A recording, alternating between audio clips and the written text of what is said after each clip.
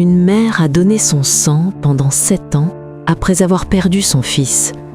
Ce qu'elle n'aurait jamais imaginé, c'est que le même hôpital le gardait caché dans une chambre secrète. Quand elle a découvert la vérité, plus rien n'a jamais été pareil. Pendant 7 ans, Claire Dubois est arrivée ponctuellement à la banque de sang de l'hôpital Saint-Pierre, à Lyon, toujours le premier mardi du mois. Tout le monde pensait qu'elle était simplement une femme généreuse, mais la vérité était beaucoup plus douloureuse. Claire donnait son sang parce que c'était la seule chose qu'elle sentait encore pouvoir faire pour son fils. Son fils, Lucas, qui, selon les documents officiels, était mort 7 ans plus tôt.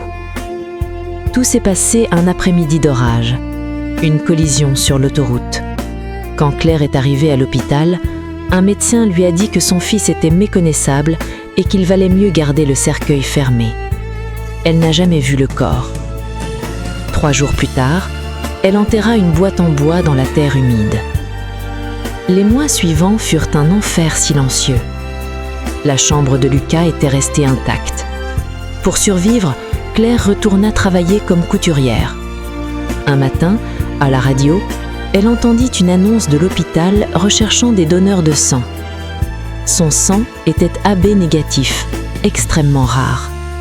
Un médecin lui dit un jour « Votre sang est comme de l'or ». Après chaque don, on lui disait que la transfusion était un succès. Mais il ne disait jamais le nom du patient. Ainsi passèrent 7 années, jusqu'au jour où tout changea. L'hôpital était silencieux. Un dossier dépassait d'un tiroir mal fermé à l'accueil. Une intuition endormie la poussa. Elle ouvrit le tiroir, des dossiers, des noms, et soudain, elle le vit.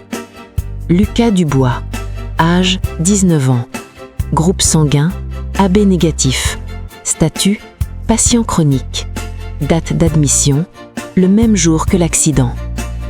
Le cœur de Claire battait à tout rompre.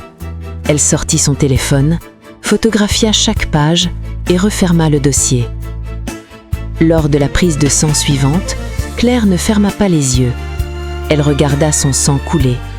Et pour la première fois, elle comprit. Pendant 7 ans, elle avait maintenu son propre fils en vie. Claire quitta l'hôpital.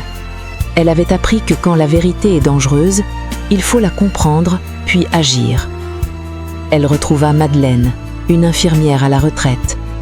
Madeleine lui avoua la terrible vérité.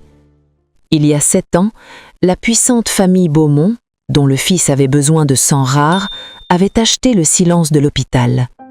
Ils avaient caché Lucas, d'une compatibilité parfaite, dans le sous-sol de l'aile ancienne de l'hôpital, une chambre sans numéro. Cette nuit-là, Claire alla voir un avocat. 2 semaines plus tard, une opération secrète avec la police fut lancée, à l'aube.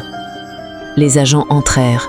Un médecin tenta de bloquer le couloir, mais Claire marchait déjà vers le fond du bâtiment, vers la porte blanche.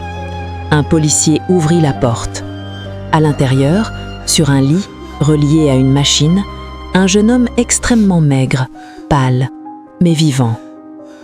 Les yeux du garçon s'ouvrirent lentement. « Maman ?» murmura-t-il. Claire s'approcha du lit et l'embrassa de toutes ses forces.